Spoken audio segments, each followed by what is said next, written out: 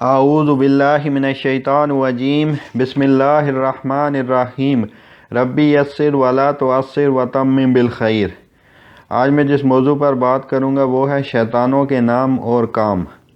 احادیث رسول صلی اللہ علیہ وسلم، اقوال صحابہ رضوان اللہ علیہم اجمعین اور اخبار سلف کی روشنی میں شیطانوں کے نام اور کام یہ ہیں۔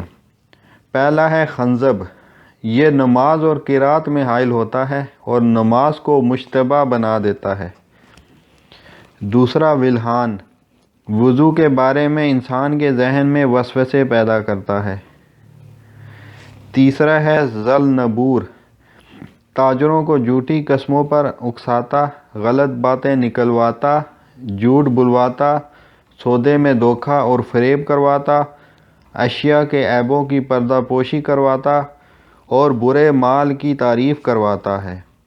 نمبر 4 ہے صبر، مصیبت اور پریشانی کے وقت بندے کو رونے، پیٹنے، چہرے پر ہاتھ مارنے، گریبان پھاڑنے اور واویلا کرنے پر آمادہ کرتا ہے۔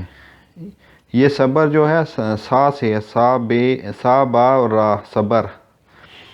نمبر 5 ہے احور، مردوں اور عورتوں کو بدکاری اور بے حیائی پر ابھارتا ہے۔ نمبر 6 ہے متوس، جھوٹی اور غلط افواہیں پھیلاتا ہے۔ نمبر 7 ہے واسم، گھر میں داخل ہوتے وقت اہل خانہ کو سلام کہنے اور ذکر الہی کرنے سے غافل کر دیتا ہے۔ نمبر 8 ہے مرہ، انسان کو ناچ گانے اور موسیقی کی طرف راغب کرتا ہے۔ نمبر 9 ہے الحفاف، انسانوں کو شراب نوشی پر آمادہ کرتا ہے۔ نمبر 10 ہے لکوس، انسانوں کو ایک دوسرے کے خلاف اکساتا ہے۔